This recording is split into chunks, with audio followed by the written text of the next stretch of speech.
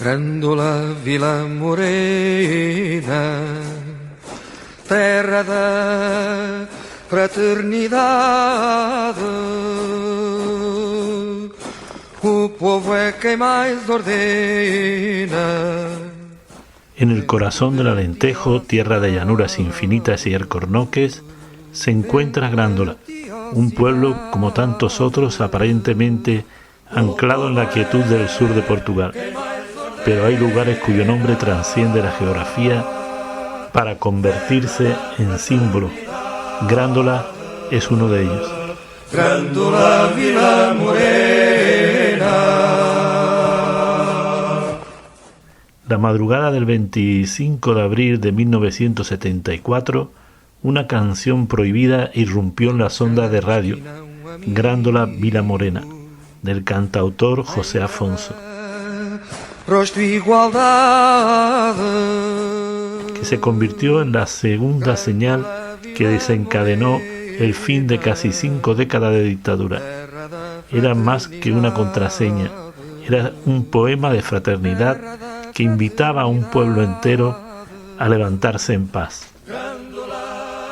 Así, este pueblo y su himno se transformaron para siempre en el emblema de la Revolución de los Claveles, un levantamiento único donde la belleza de una flor amortiguó el sonido de los fusiles y la esperanza venció al miedo.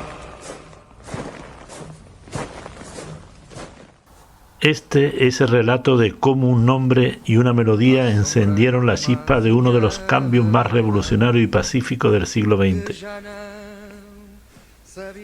Un momento histórico que no solo derribó un régimen, sino que sembró la esperanza de un futuro basado en la libertad y la justicia social.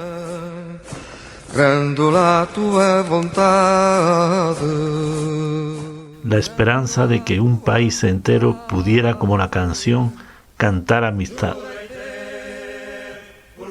Bienvenidos a Grándola, bienvenidos al origen de un sueño.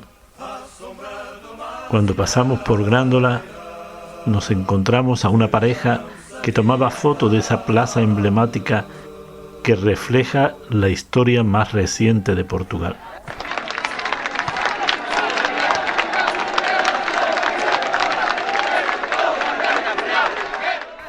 Lionel accedió amablemente a comentarnos sus impresiones sobre la Revolución de los Claveles. Estamos en la ciudad de Grándola y aquí nos hemos encontrado a algunas personas, entre ellas Lionel, que se encuentra aquí con nosotros, es portugués de Lisboa, y a él estaba fotografiando también algunos de los símbolos de lo que fue la Revolución de los Claveles. Y nos encantaría preguntarle, Lionel, hola, buenas tardes, quería preguntarte ¿qué opinión te merece a ti como portugués el significado que tuvo la Revolución de los Claveles para vosotros? Portanto, a importância foi toda. Éramos um país completamente atrasado. As mulheres neste país só podiam fazer coisas com autorização do pai ou do marido se fossem casadas. Muito poucas mulheres tinham independência ou conseguiam votar. E, portanto, quando houve o 25 de Abril, houve uma liberdade enorme de falar, dizer, fazer, que a maior parte das coisas em Portugal eram controladas pela polícia política, a PIDE, DGS, que, portanto, torturava pessoas, matava pessoas, nomeadamente talvez a pessoa mais conhecida seja o general Humberto Delgado, que foi assassinado pela PIDE, junto à fronteira com Espanha, na região de Elvas, se não estou em erro, juntamente com a sua secretária, ainda nos anos 60. Quando se deu o 25 de Abril, neste país, começou a haver, digamos, uma sensação de liberdade, de alívio, e o tom que nós tínhamos, que era um tom extremamente cinzento, começou a ser um tom mais colorido. As pessoas começaram a andar mais contentes, houve uma enorme solidariedade. Nos primeiros 2 anos, a seguir ao 25 de Abril, digamos que o país andou praticamente a descobrir-se e a redescobrir-se. Nós éramos um país com uma taxa de mortalidade infantil bastante grande, se não estou em erro, a maior da Europa naquela altura. Hoje em dia somos um dos países com menor taxa de mortalidade. passámos a ter água potável na maior parte das casas, eletricidade, nas maior parte das aldeias, até 77, 78, a televisão em Portugal era a preto e branco. Só depois é que começou a sair a cores. Portanto, éramos um país muito, muito cinzento, com falta de empregos qualificados a nível de cursos superiores. Éramos um país agrícola, bastante rural, com uma taxa de analfabetos bastante grande. E com o 25 de Abril houve uma grande evolução para melhor, a meu ver, quer na educação, quer na cultura e quer principalmente na liberdade de expressão, de associação, que em Portugal estava muito restringida ao corporativismo, ou seja, os sindicatos eram sindicatos de operários fabris, ou de professores, ou de profissionais de seguros, e como tal éramos um país muito limitado, com uma elite muito pequena e muito curta de ideias, se assim se pode dizer. E talvez há muito mais para dizer, mas para a lógica não vou enumerar muito mais. Penso que o principal foi a educação neste país e a liberdade de expressão, de associativismo e de evolução que o país teve no caminho de acompanhar uma Europa que andava muitos anos à nossa frente e que agora já está muito mais perto. Quería preguntarte también, Lionel, si crees que las conquistas de abril están en peligro hoy en día.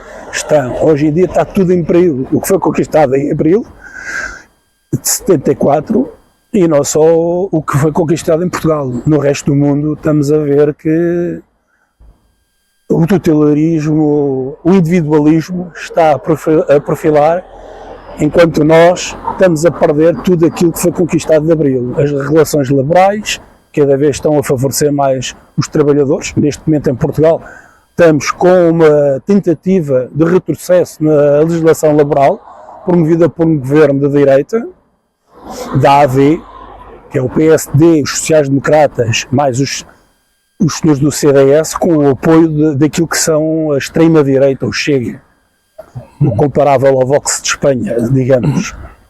E sim, neste momento há uma certa insegurança em Portugal na questão laboral e na questão dos direitos. Y actualmente el mundo está dando un cambio a paso acelerado diariamente. La revolución de los claveles además trajo también unas nuevas relaciones internacionales diferentes, fue muy solidaria también con países como, o sea, del tercer mundo y hubo una buena relación además con países que hoy en día están prácticamente bloqueados, por ejemplo el caso de Cuba, ¿no?, que mantiene un bloqueo desde hace más de 60 años. Sí. ¿Qué opinión te merece a ti como portugués, por ejemplo, que hoy en día todavía haya países que sufran? Eu penso que os bloqueios e as sanções só prejudicam os povos desses países. Portanto, na China, entre aspas, terá que ser em todo o mundo, todos os países. Os países terão que ser irmãos e não diferentes. Sim. Há que haver diferenças, mas essas diferenças terão que ser positivas e não diferenças negativas, em que eu faço e os outros não podem fazer porque eu é que tenho o poder, ou económico ou militar. Después de más de 50 años, ¿qué queda de la Revolución de Abril?